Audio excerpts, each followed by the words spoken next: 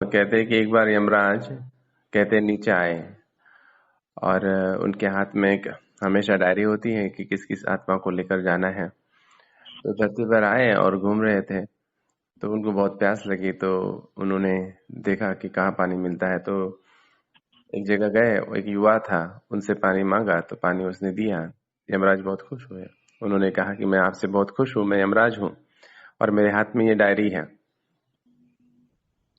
ये जो डायरी है, इसमें आप जो भी लिखोगे वो आपका भाग्य बन जाएगा और आपके पास 5 मिनट का समय है। इस 5 मिनट में आप जो भी अपना भाग्य लिखना चाहो इसमें लिख सकते हो।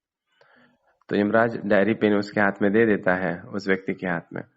वो व्यक्ति पहला पन्ना खोलता है, वो देखता है कि उसमें लिखा हुआ है कि उसके पड़ोसी को आज 1 करोड़ की लॉटरी लगने वाली है। तो उस पड़ोसी से वो तो बहुत ईर्ष्या करता है, तो वो उस बात को मिटा देता है, लाइन लकीर लगाता है और दूसरी लाइन लिखता है उसके ऊपर, जो उसको लगती है कि ऐसा होना चाहिए। फिर दूसरा पन्ना खुलता है और उसके ऊपर लिखा होता है कि उसके कोई दूर के रिश्तेदार को बड़ी नौकरी लगने वाली है और उस रिश्तेदार से वो बहुत प्यार नहीं करता। उस बात को वो मिटा देता है और फिर दूसरी कोई ऐसी बात लिखता है जो उसको लगती है कि ऐसा हो, उसका वैसा हो। ऐसा करते करते एक एक पन्ना पलटते जाता है और फिर लास्ट में जब खाली पन्ना आता है और जैसे ही वो उस पर लिखना चाहता है, लिखने के लिए जाता है, तो तुरंत यमराज जी उस पन्ने को, उस डायरी को उससे ले लेते हैं और कहते हैं कि क्षमा करना, आपका समय समाप्त हुआ और आपने आपका सारा समय दूसरों के भाग्य को बिगाड़ने में लगा दिया और अपना तो कुछ लिख ही नहीं पाए। तो हमारे पास भी सीमित समय है अपने जीवन का। अब कितना है हर एक को पता नहीं। किसी के पास 5 मिनट है, किसी के पास 5 महीने है, किसी के पास 5 साल, किसी के पास 50 साल है।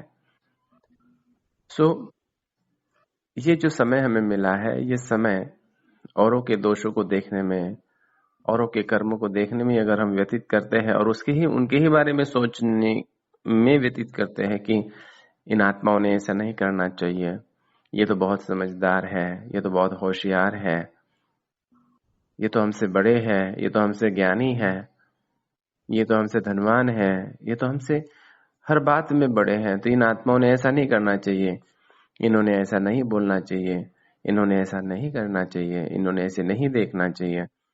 ऐसी बहुत सारी बातें भाव, स्वभाव, संस्कार की, व्यवहार की, कर्मों की, दृष्टि, वृत्ति की, फिर हम उनकी आत्माओं के लिए नहीं, सरकार के लिए कहते कि सरकार ने ऐसा नहीं करना चाहिए। कोई लीडर के लिए कहते कि लीडर ने ऐसा नहीं करना चाहिए। पड़ोसी के लिए कहते कि उसने ऐसे नहीं करना चाहिए। रिश्तेदारों के लिए कहते कि उन्होंने हमको तकलीफ नहीं देनी चाहिए। कितनी आत्माएं और कितने संकल्प, कितने विचार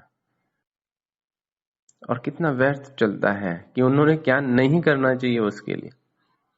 तो हमारा सारा जीवन इन सर्व बातों में व्यतीत हो जाता है और हम अपने लिए श्रेष्ठ संकल्प करना भूल ही जाते हैं। और आज देखें तो ज्यादातर आत्माएं इसी बातों में लगी हुई है। जितनी ज्यादा इंफॉर्मेशन वो लेती जा रही है, उतनी ज्यादा इस व्यर्थ बातों में वो और ही एंगेज होती जा रही है। टीवी पर इतनी सारी जानकारी लेती है और कहती है कि लोगों ने ऐसा नहीं करना चाहिए, पॉलिटिकल लोगों ने ऐसा नहीं करना चाहिए, मीडिया ने ऐसा नहीं करना चाहिए। तो बार बार नजर उन्हीं बातों की तरफ जा रही है और खुद को संभालना, खुद के श्रेष्ठ भाग्य का निर्माण करना, अपने लिए श्रेष्ठ संकल्पों की रचना वो भूलता जा रहा है या भूल गया है। इसीलिए देखो, हर आत्मा आज स्वयं को दुर्भाग्यशाली अनुभव कर रही है। उसके जीवन में थोड़ा बहुत कुछ होगा, धन, साधन, संपत्ति, संबंध का सुख थोड़ा बहुत तो होगा, लेकिन फिर भी अंदर से स्वयं को खाली अनुभव कर रही है, क्योंकि स्वयं के लिए श्रेष्ठ संकल्प रचते ही नहीं है। हम अपनी दिनचर्या को भी देखें।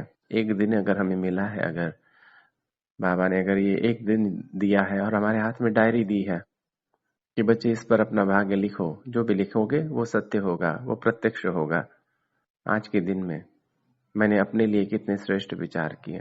सुबह उठते ही सबसे पहला कौन सा विचार मेरे मन में आया स्वयं के लिए। रात को सोने के पहले चेक करें मेरा अपने मन में स्वयं के लिए कौन सा विचार आया, और दिन भर में भी स्वयं के लिए कितना अच्छा मैंने सोचा। जो बाबा ने स्वमान दिए, जो श्रेष्ठ संकल्प दिए, उन संकल्पों को मैं कितना रिवाइज किया हूँ। 24 घंटे में हमारे मन में जो 50 से 60 हजार विचार चलते हैं, इन 50-60 हजार विचारों में मेरे स्वयं के लिए कितने विचार थे।